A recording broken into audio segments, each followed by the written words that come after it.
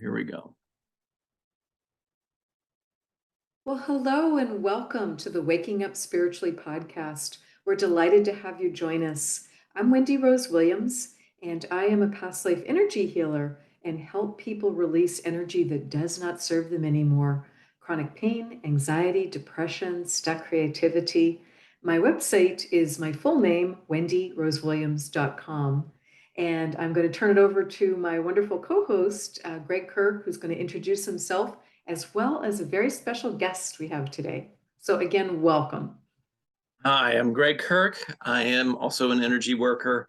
I do in-person sessions, remote sessions, as well as I lead online group healing circles every Sunday afternoon, and I do monthly in-person group healing sessions in the Connecticut area through Salt Cave or through Fire Circles. You can check out and look.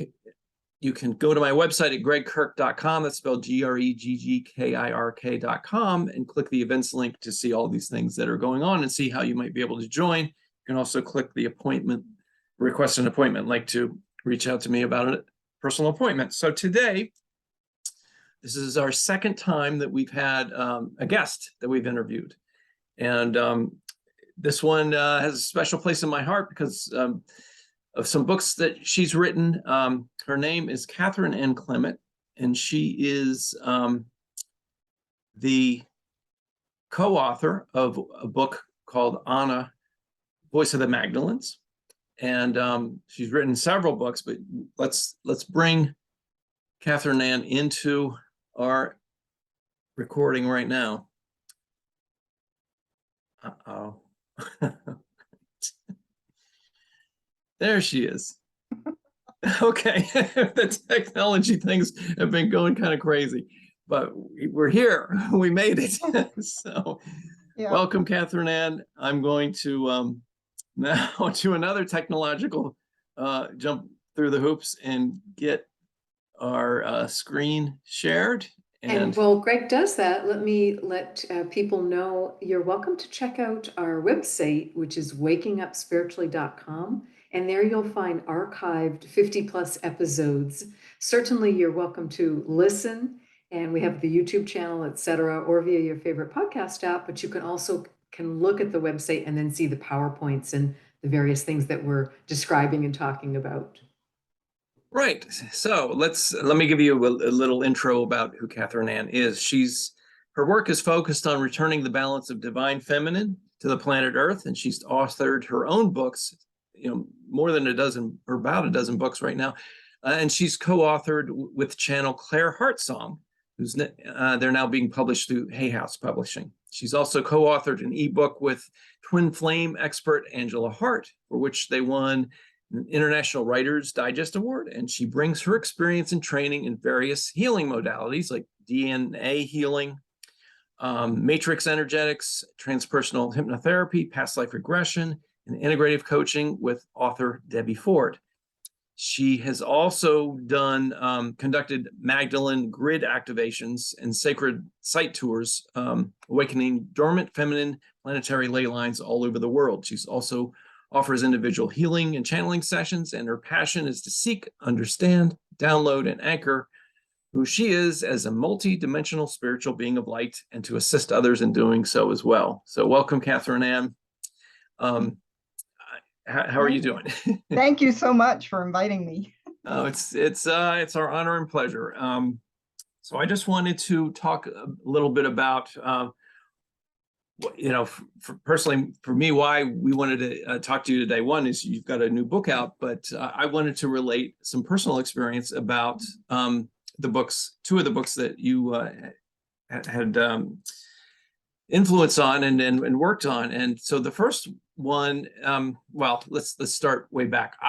Years ago, I started getting this strange feeling that I was so fascinated with the life of Jesus, like prior to when he appears in the Bible, the early life. And I became fascinated with a group called the Essenes, and basically the Magdalenes, all these people who helped teach Yeshua, as he, what's his real name. As I started learning more about this, I was led to the Anna Grandmother of Jesus book, and then eventually the Anna Voice of the Magdalenes book. And when I started reading these books, they were not like a regular experience for me. I started having two types of experiences. One, I would be reading and I could feel energy moving around me. The other thing that happened was I would read a chapter in a book and then have to go take a nap. And I've never had that experience happen to me before. So the woman who gave me the book, I was telling her about this, this itch that I had about why am I so fascinated by this, the life of Yeshua and this lifestyle and so forth. And she's the one who handed me the first book, the Anna Grandmother of Jesus book, and more or less said, you kind of have to be invited to this book. Mm-hmm. And I thought that was a really odd thing to say, but then after reading it's true. And from then on, I started recommending the book to a lot of people, and it connected with a lot of people, but not everybody. So as we were just saying prior to the recording, you gotta be lined up with it, energetically. And then, so anyway, during this period of time, Wendy and I first connected, and I was still having these feelings about why am I so fascinated with Yeshua? And so Wendy and I did a past life regression. And one of the lives that came out was I was around during that period of time. And in fact, I was one of the apostles. We mentioned this in a broadcast, and one of our listeners saw me, and she swore that my face kind of changed when we were talking about this. And she drew me a picture and mailed it to me. And basically, we found out that I was John the Beloved. So that was just a fascinating situation that went on. But Catherine Ann, enough about me. Catherine Ann, I want to hear how you became involved. So a woman named Claire Heartsong wrote Anna, Grandmother of Jesus. Yes. Yeah. So you must have read that, right? Yes. And what's really interesting, I was raised Catholic and I totally didn't resonate with it. So when I went away to college at 18, I ditched it. I was really interested in metaphysical, spiritual stuff, but nothing remotely Christian. I'm going, nope, not going there, not going there.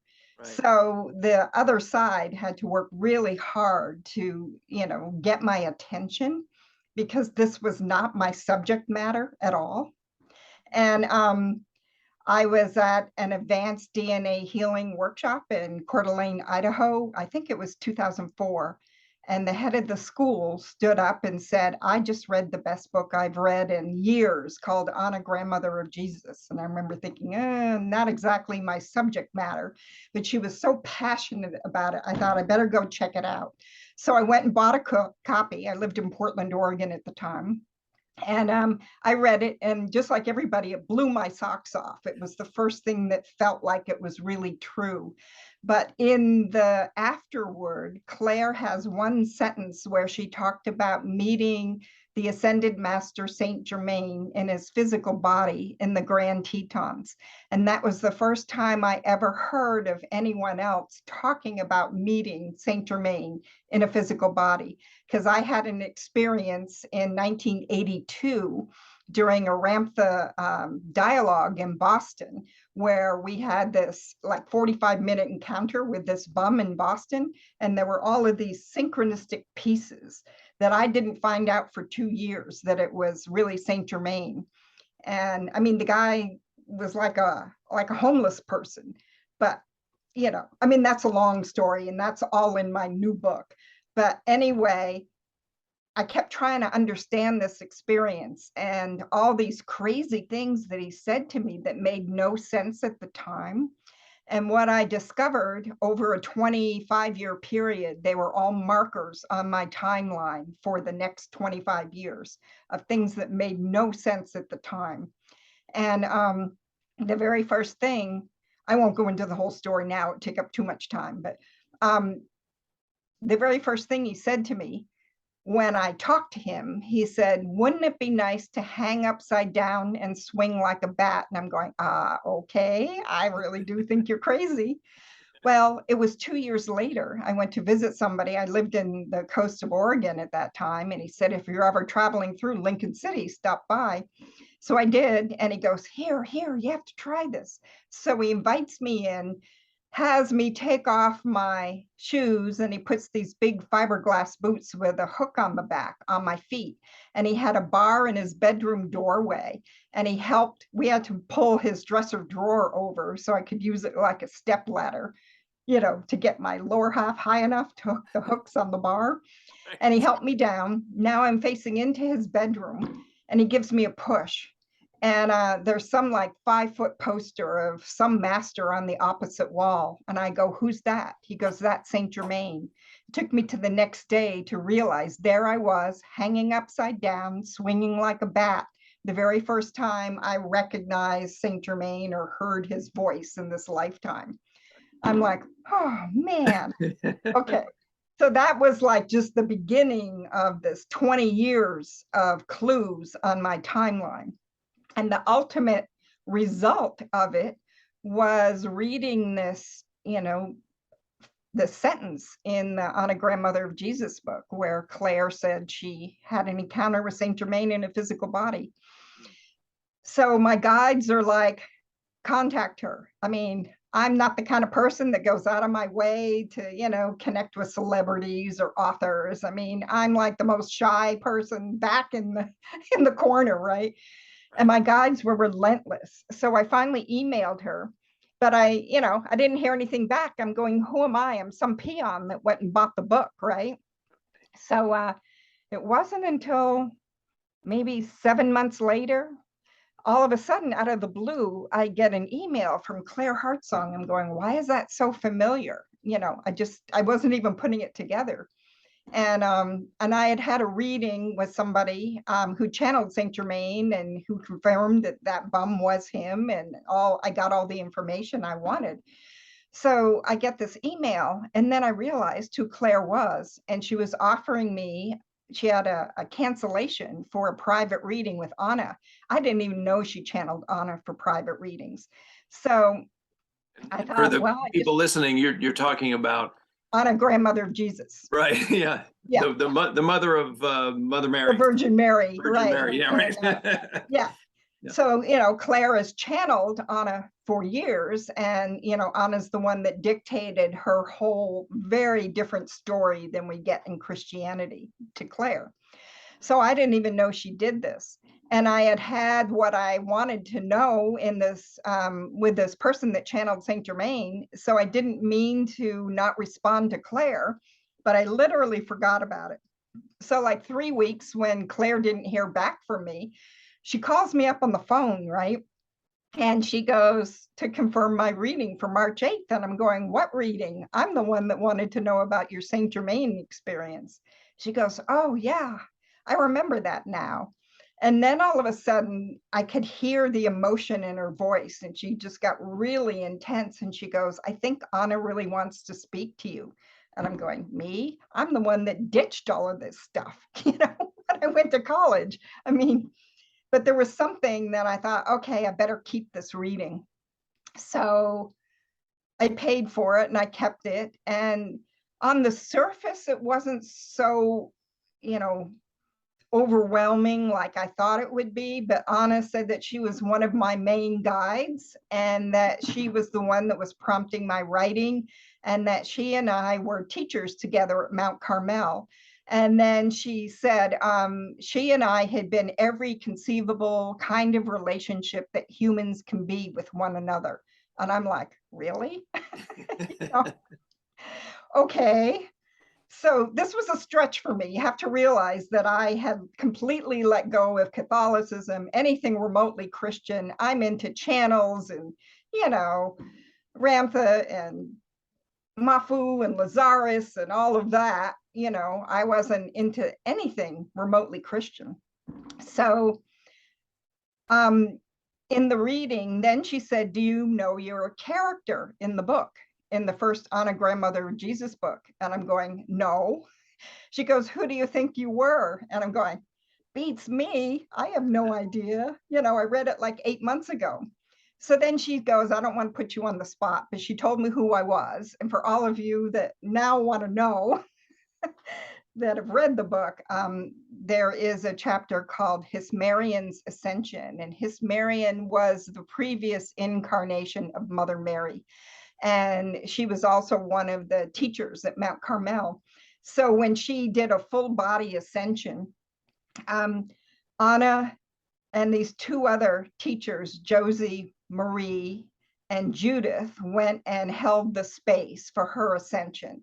So she told me that I was Josie Marie and that our other friend that came to help that summer was Judith. So it made sense eventually down the line why, of all the people she knows and her whole entourage, why we ended up there. I'm going, how did we end up in this position, right? So the pieces gradually began to come together. And then it wasn't until a year later that another really bizarre sequencing of events, which is all part of the reason I wrote my new book, which is Raising My Frequency, A Spiritual Journey, Awakening to the More of Life. But I chronicle all of this. I mean, my initial, bizarre synchronistic awakening experiences, and then how it all flowed into like the breadcrumbs that I was following that eventually got me together with Claire. So, right. Anyway. So, well, how did you get, so that's amazing how you got connected with her, but how did you two start to write a book together? Because let's just lay this out. You were just a reader of her book. I was just a reader, right? Casual reader. But yeah, and I had this reading, and then a friend of mine and I had taken over doing a monthly potluck and meditation group for a friend who had gone to India, and during one of these, somebody had borrowed my Anna Grandmother of Jesus book, and she was handing it back to me, and my friend, CW, I'll just call her because she wants to remain anonymous, goes, what is that? And I showed her and I told her about it. She goes, can I read it? I go, yeah, okay. So she borrowed it. It was Valentine's Day, and I didn't know this. My life was falling apart, and this is all in the book. And I knew I had to have these two readings with these two people that I had both been to. There's an amazing psychic in Portland that I knew I needed a reading from, and then this other friend. And I had one of them at the end of January, and Mother Mary showed up, and I'm like, what is this, right? So then I'm having this second reading, trying to figure out what I need to do and, why my life is falling apart.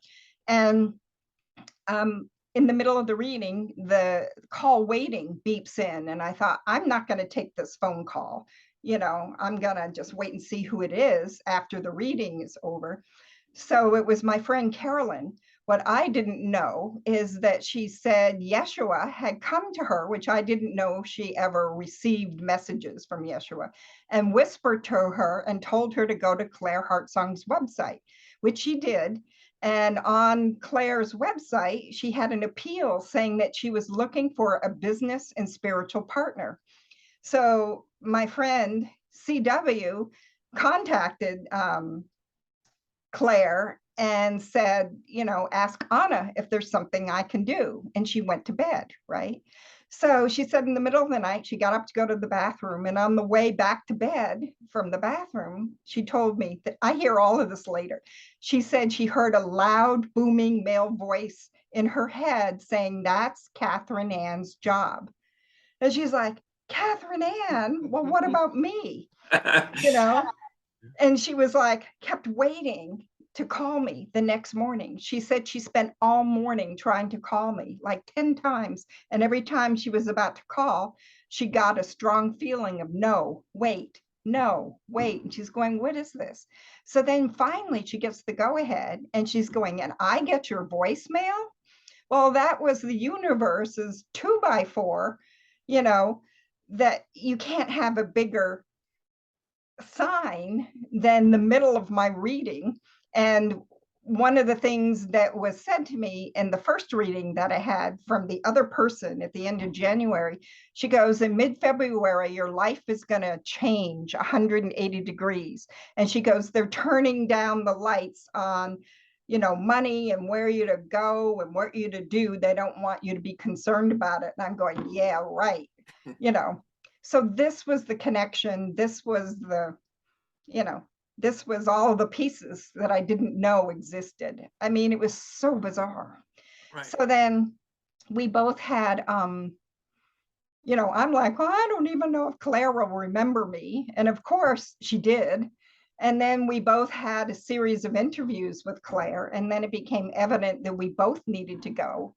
And I was the one hired in as the job position because I had the web design skills and so I was hired as the business and spiritual partner. And my friend who had her own multi-level marketing business, you know, whatever, she didn't need the income.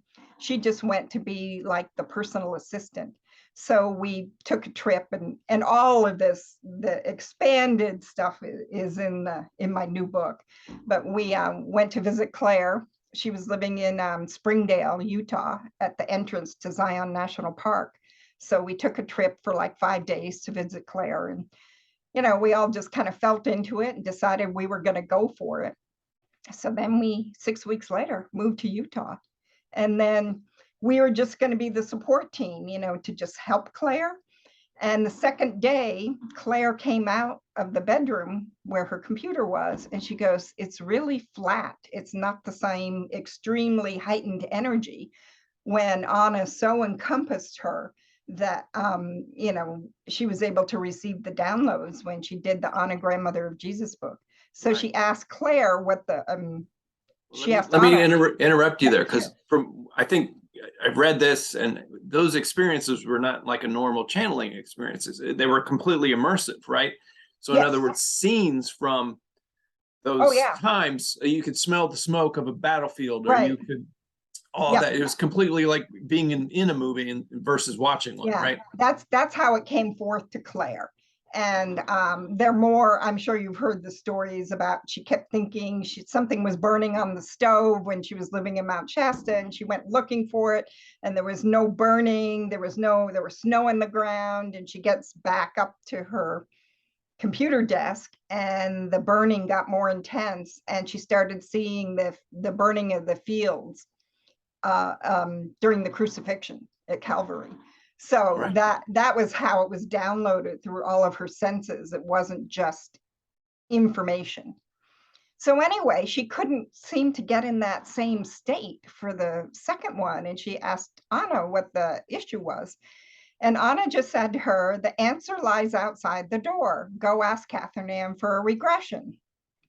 So I went, okay, you know, so, you know, I went to Arkansas and I trained with Dolores Cannon. So I kind of used that protocol that I had for the QHHT, you know, more or less. And then Anna and the Councils of Light came in and gave us a very specific protocol to use for these sessions. And what started happening is all of these characters from that time, some in the first book and some that were completely new, started coming through. And the Councils of Light had a whole different plan in mind to like fill out this information, where it wasn't only from the first person voice of Anna. It was each character's experience, you know, within the Essene community and within these different, you know, things that they were doing, to just kind of round it out and give a whole different perspective on a lot of things. And it was interesting, and you can see it's very, I mean, some people don't like that format as much, because it surprised me when Claire didn't want to put it together as a narrative story like the first one.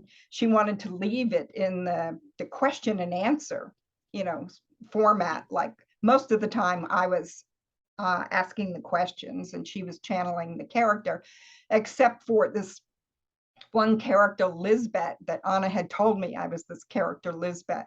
So I said, well, I'll show you how to facilitate a session. Let's just see if I can have anything come forward. So I brought through all of the Lisbeth information, which is a Right. lot of the stuff about the Magdalenes. Yeah. But wasn't she actually injured during one of the Yes. channeling experiences? Yeah. Freaked me out.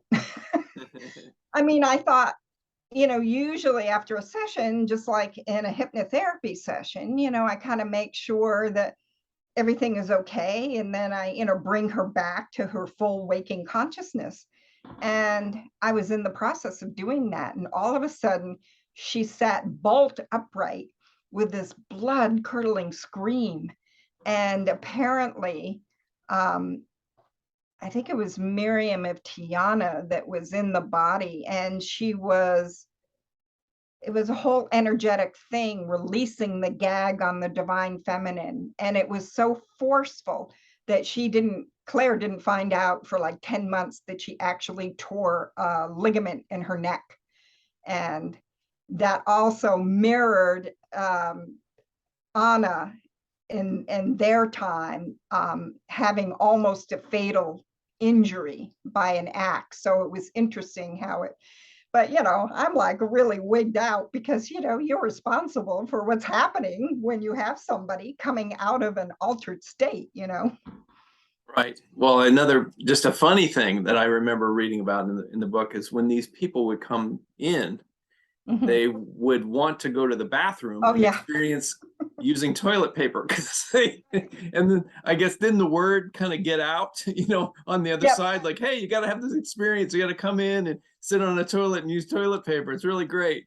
Oh, yeah. No, it was so funny because all the this one character, I always make sure Claire goes to the bathroom before we do a session, right? I mean, we're only 10 minutes into it. I'm going, how can you have to go to again,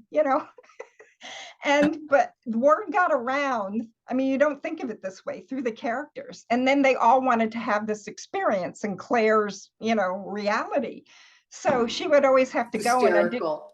Oh, yeah. And I didn't want to totally bring her out of the altered state. So she would still have her eyes closed. I would kind of guide her through the bedroom into the bathroom. And then I had to literally pull her pants down and sit her on the toilet. I mean, when you're so altered, you can't, you're not in the, taking care of your own body. Right. So they would be, feeling the texture and I mean, marveling at all this stuff. And then, I'd have to get her up off the toilet and pull her pants up and then walk her out. And then one of the characters, I think it was Martha, was in the body, and she had a oriental rug in her bedroom. And Martha starts, rubbing her feet. She goes, "Oh, we have these in my time." And she was so excited to recognize the rug. So it was very, very personable. It wasn't dry information at all. I mean, this was interacting with these personalities. Fascinating. It's Yeah, fascinating. it really was. Yeah. Sounds very tactile. Yeah, It was. right. That's the And word I then, was. and we'd always have to reassure the characters, like when the sound of the dryer, the bell on the dryer going off, or certain noises or things, we would just have to assure them they, didn't need to be alarmed. It was just a natural occurrence in Claire's life, Now, wasn't one of the characters possibly the character that people know as Merlin, the magician? Yes. Who was that? Well, that's actually an incarnation of Saint Germain. Oh, okay. All right. Yeah. And also how Saint Germain fits into this is Anna's oversoul is Lady Portia, and Saint Germain is Portia's twin flame.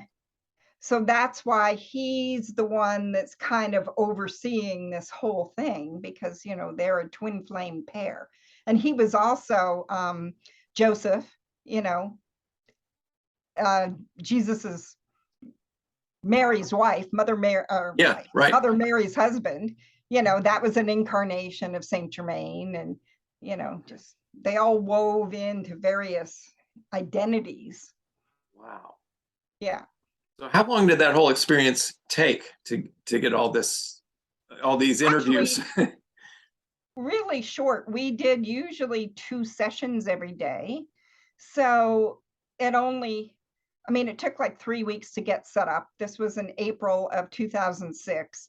And then we all got popped out of there at the end of August. So we were pretty intensely doing sessions, and it wasn't by any means finished, but all of a sudden it was an abrupt ending. Claire was starting a new relationship and other things were going on, and I didn't think we were done. And then it was such controversial information in the book. The Councils of Light didn't know if it would ever be released to the public because it was so controversial. So we had to walk away from all of that material, having no idea if anything would ever come of it. So I ended up living with CW for a while, and then I ended up going back to Rhode Island, and where my family was, to deal with a family issue. And it wasn't until 3 years later, when I'm in Rhode Island, that I get a call from Claire saying she got the go-ahead from the Councils of Light for us to take that raw information and to put it together in a book. And CW by then had gone back to her Mormon husband and didn't want anyone to know who she was. So it was just me and Claire working. And so what's the timing of, so Dan Brown's book, The Da Vinci Code, came out. What was the timing of that with I'd have to look up when it was released. I wondered if that came out first, that kind of primed the airwaves for people to accept some of the controversial. Did it come out first? Stuff. I don't know. Well, it might have. It may have. Well, we spent 2009 and 2010 putting Voice of the Magdalenes together. And yeah, so I published it in 2010. Yeah. Wendy, are you checking? I am. Okay, yeah. Because I wondered if something like that was that's not full disclosure, and that was mainly seen as fiction, right? But yeah, the stuff that was revealed in on A Voice of the Magdalenes is full discosure. It was published April 2003, the Da Vinci Code. Oh, wow. Okay. Oh, wow. So yeah. Do you want to mention the controversial stuff? Do you think that's appropriate, or do you want people to just read it? Well, the controversial stuff, I mean, it's controversial in Christianity anyway. I mean, most people think of Jesus as a celibate rabbi, and there's all this controversy about Mary Magdalene. Well, not only was he married, but what came through that was so controversial was from Anna. She said that there were 3 physical individuals that made up the twin flame energy of Mary Magdalene, and that twin flame energy was simultaneously carried in these 3 people. That Jesus, or Yeshua, had a relationship with all 3, and he actually had a relationship with another one, because he had one of the children was by his Indian consort who taught him Tantra. And in the Grandmother of Jesus book, they talk about it, Judah, as an adopted child. Well, it was really the child of Yeshua. But so his twin flame energy was carried by these 3 individuals simultaneously, and all with a name, some version of Mary, right? Yeah, but Mary was kind of like in the Catholic Church, like Father. Mary was like a salutation almost. It wasn't so much just a first name. It was like a, I don't know what you call. Yeah. So I thought that was interesting.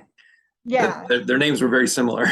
Like Marion, Miriam, and then we were like, how can we put this out there? This is polygamy, right? Yeah. But you can't be in that limited thing. So I kept asking, for the higher dimensional understanding of why this was taking place. And a large part of it had to do with the seeding of light that we do towards the end of the Voice of the Magdalene book. We show the seeding of light in all of these different continents and countries, and they seeded the genetic lines, they seeded it in the elements, they seeded it in the consciousness.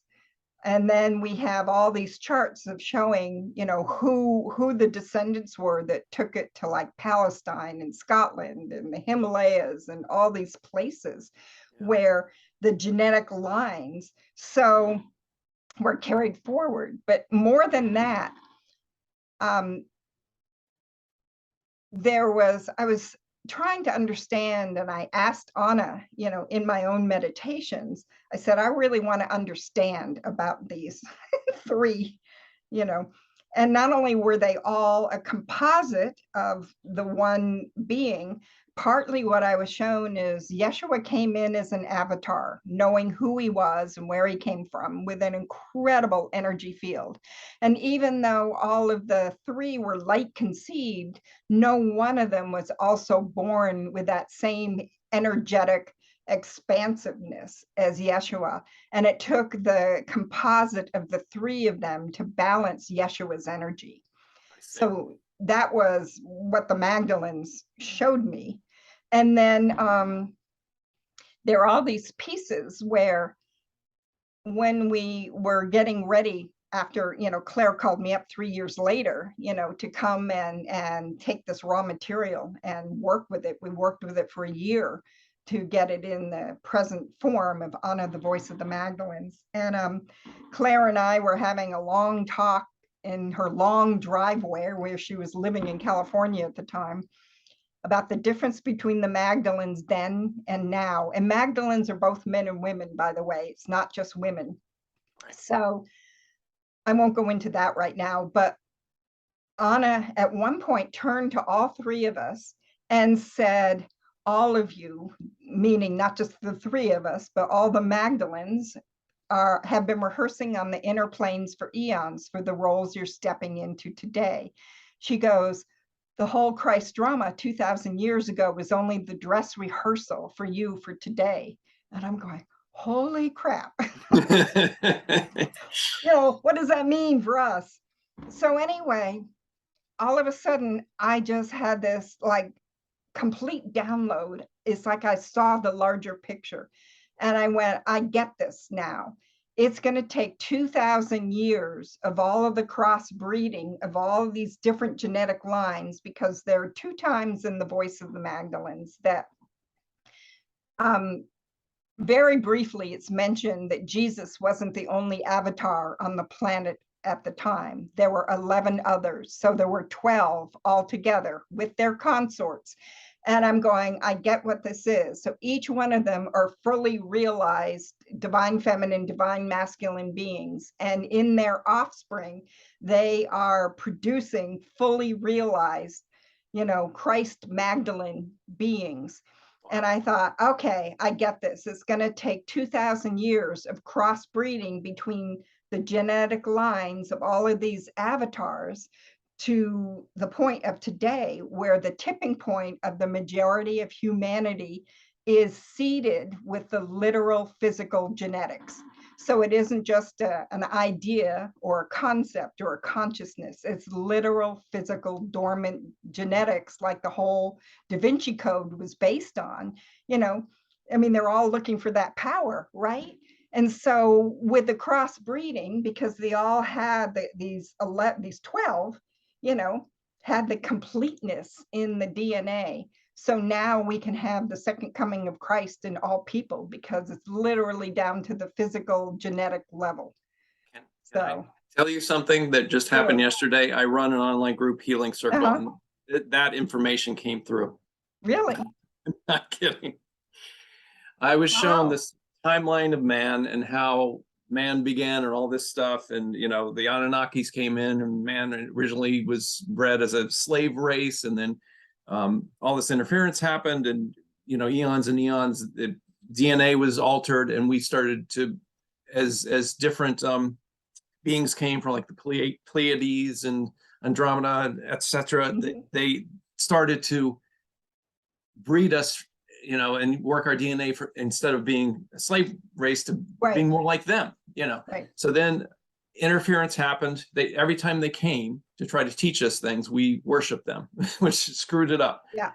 You know, so like during the Egyptian times and so forth. And then other times that they came, there was other interference from negative beings that, you know, for instance, like in South America, they were taught, the Mayans and so forth, they were taught how to build pyramids and in order to, as an ascension device. And then other beings came and said, oh, wouldn't it be better to have blood sacrifices here and then worship us instead? So all that interference took place. So that's what, I mean, to me, when I had that download realization, that was the organizing principle for the Voice of the Magdalenes, because it was like an octopus. There are 19 characters. They're all over the timeline. They're all over the map. I mean, like, what do we do with this? And even though we didn't spell it out, it was the organizing principle, you know, number one. And number two, I did a talk in May. It's on my Catherine Ann Clemett YouTube channel, about how the whole Christ family and the whole thing of them, you know, coming forth is all about seeding the ability to raise the frequency now. Well, that was the last half of the download I got, which, so it was like some of the interference has been pulled back, and, you know, there's been a lot of talk about waiting for, you know, the second coming of Christ, or waiting for a savior, or waiting for this or that. And the information I got was, no, that's not how it's going to happen. And you are now able, you know, because I had a thought in my mind like, wow, you know, back in Lemurian times, or Atlantean times, or even in Egyptian times, weren't they more advanced, or weren't they able to use these tools? And the information I got was, no, you're more advanced now. Yeah. And now's the time. This is your time to anchor the light. You're not waiting for any saviors. You are the saviors. All of you are doing it now. It's happening all over the world, and they called it the blossoming. The blossoming. I've never heard that term. So the blossoming is happening. And that was one of Yeshua's famous sayings or expressions, was, anything I have done or am doing, you are capable of doing more. Yes, exactly. Told us that. Yes. Yes. And, you know, it's the same thing that Anna said to us. All of you have been rehearsing for eons on the inner planes for the roles you're stepping into now. And we're not lacking. We have that dormant DNA that is what people were killing for in the Da Vinci Code. We have that, you know, and it's just, you know, embracing that and realizing it and asking, asking for it to be activated, asking, you know, what can I do? Because we each have our own unique brilliance, our own unique piece that we're contributing. You know, we wouldn't have been rehearsing for eons if that weren't true on the inner planes, you know. Fascinating. This is amazing, because this type of information, you know, whenever I mention this kind of stuff in my groups, they'll say, oh, I just heard this in another group. So this information is making it's making the rounds. It's incredible. It's really amazing. And it's time for it to. Oh yeah. Yeah. And, you know, what I felt was it's beginning. It's the block, you know, so the flower is opening. It's starting. So it's just, and they were saying it's the greatest show in the universe. We're being watched. So, and supported. So fantastic. Well, so let's talk a little bit about, I'm going to pull your a copy of what your book looks like. And let's talk a bit about your second book. Not your second book, your latest book. That's the latest one, but you're talking about my autobiography, which is the Raising My Frequency. Oh, yes. Okay. Yeah. Let's talk about that, how that is. So that's the most recent one. Yeah. Tell us about that. So that's the one I've been referring to, because I was very prompted for quite a while to like write down the journey, you know, my whole journey of awakening, because anybody that's paying attention and is ready to awaken has their own specific journey of all kinds of synchronicities and challenges and all these things that are happening is not an easy path, you know. So just to share my experience, not to have it be about me, but, you know, just as a reference of, so people can look at how that's happening for them in their own lives. And Humanizing it. yeah, yeah. And so for Normalizing me, it even. Womanizing Yeah. it, right? right. So, you know, the core of it was the whole thing being put together with Claire, but it was a way bigger picture than that. And my awakening, I share this pretty early on in the book, was that I always felt like I didn't fit in, I didn't belong, you know, I start there. And then I was like having a temper tantrum with the other side at age 14.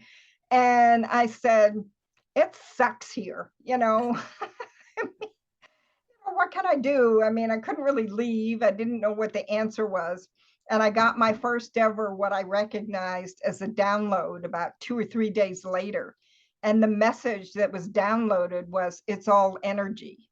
I'm going, what 14-year-old kid in 1965 gets a message like it's all energy? I knew it was true, but I had no idea what it meant. So that was the beginning of my seeking and my asking and my spiritual journey that had to be done in secret pretty much, because everybody, you know, would think you're absolutely nuts. So, you know, I just share those pieces from early childhood and stuff that went on in my childhood and dealing with a narcissistic, brilliant, but narcissistic bipolar father, you know, that most of us, it seems like a lot of people that are awakening or light workers, we all have some kind of narcissistic challenge in our life from somebody, you know. So anyway, I write about that and how I kind of understood what was happening eventually and overcame it. I didn't know at the time, but it was like breadcrumbs. And then eventually it got into my more spiritual explorations and the whole path that catapulted me into connecting with Claire. But in there, I also spent 8 years in a cult. So, which was a huge part of my training. Wow. Yeah. So, you know, I have all of that in there, the cult years and getting out of that. And I should probably just take my best friend at the time, who was also in the cult with me, she was so bitter when she, after she left, that she ended up developing colorectal cancer, and she died in 2001. And my closest friend at the time. Anyway, I felt her around in 2003. And, you know, this is before I was confident with any of my channeling ability, but it's the most mind-blowing message when I went back and I reread it and looked at it. And she talks about how the evil is being, oh, let me see if I can quickly find it, because I just wanted to read you a couple of sentences. I mean, although the whole thing is so pertinent to now. And I got this in 2003. And this came through as a channel? Yeah. Yeah. So she's talking about the process of dying and what is it? I won't go into that part, but so I'll just read this part. She goes, okay. What is happening now is individuals like us are choosing completion of these experiences, meaning like the cult, the kind of thing, carried in the soul in order to, in physical life, break the spells and dismantle the codes and the control. That can only happen through participation on a human level when we individually make a choice to transcend and go beyond, as you and I and others have done. We are the code breakers that are dismantling the grids of evil, manipulation, and control. It is powerful work, and we need to do it by living it and rising beyond the intimidation, control, and fear. This was 2003. I was only relating it to our individual cult experience. but my jaw was on the floor when I went and, found it to include it in the book. As for my experience, I was so wounded and bitter that the wounding and bitterness became my physical demise. The wounding was self-wounding at not thinking and feeling better of myself and allowing that kind of abuse to occur. They will be stopped. In fact, much diminishing of the force and manipulative intent and meddling they have been doing has already occurred. However, I have something important to speak to you about. It is now time for the undecided to become decided about their path, their place, and their focus in the universe. You have been in limbo. Your vacillation about bringing the word forth, you have been vacillating for too long about bringing the word forth. This is before I wrote anything, before I was even put together with Claire. For you have it in yourself to give. It is part of your soul contract and will affect and influence the soul contracts of many, many other beings. They are waiting for your call, for your presence, for your light. Do not hesitate out of fear, my dear one, as there are many gathered here together in oneness. I know you can do it. Try a little muster and the path will open to you. Do all you can to conquer the inertia, the fear, and the undeserving attitude. Many will stay in the state of unserving if they stay in the state of undeserving. Contemplate that one. So anyway, Wow. I mean, Yeah. there was more to it, but I mean, it was just like totally encapsulating what's happening now. Yeah. Well, all of these trauma cycles are ending now. Yes. We've been through so many. And we're all having a part to play in it. Right. And understanding that the trauma cycle, you have to experience it. It's horrible, but it's a lesson. And you can transmute it with forgiveness for yourself and the perpetrators, and that unwinds the whole situation. And that's what we're here to do. Or it can take you down, which unfortunately, happened to your friend, but it sounds like she was doing some work on the other side to. Oh, absolutely. Yeah. Wow. But isn't that the kind of thing that over and over again is addressed in the honor books? Yeah. In their time, Yeah. Yes.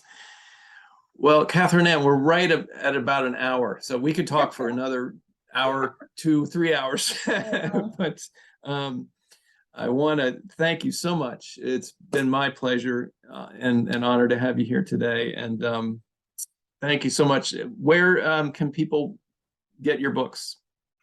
They're available, different places. They're available on Amazon. If you're out of the US, you can get them through the Book Depository in London. You can also find out I have 2 websites. Catherine Ann Clemett, for some reason, has an issue at the moment. I have to iron that out. But my other one is called frequencyraising.com. And there's a page for books and products there that gives you links. Let me see. Some of them are available through Barnes and Noble too. Okay. Yeah. Excellent. Well, thank you so much. Wendy, let's wrap up. Whoops. Sorry. Things went a little crazy here. Here we go. I don't know what's happening. Sharing stopped, didn't it? All right, there we go. Okay, Wendy, let's. So thank you, Catherine Ann, for being here. Well, it was wonderful to hear some of your firsthand experiences and stories. Thank you for sharing those with us. And please join us. Please join us, to our listening audience. Please join us on April 10th for the next Waking Up Spiritually podcast.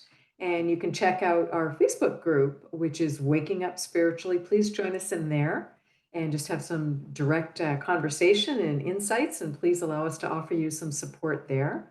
And also our website, as I mentioned, you can go to wakingupspiritually.com and click on the broadcast tab, and that will take you to all the episodes.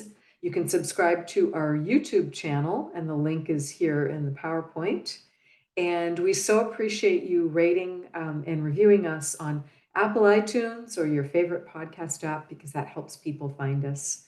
You can visit Gregg via his website and see what he's up to, which is Gregg, Gregg, Kirk, KIRK.com, and check out his book and activities and various things there.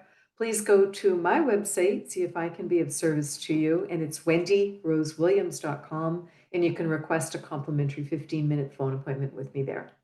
So thank you so much. We'll see you all next month. And Catherine Ann, thanks so much. Thank you. Bye-bye.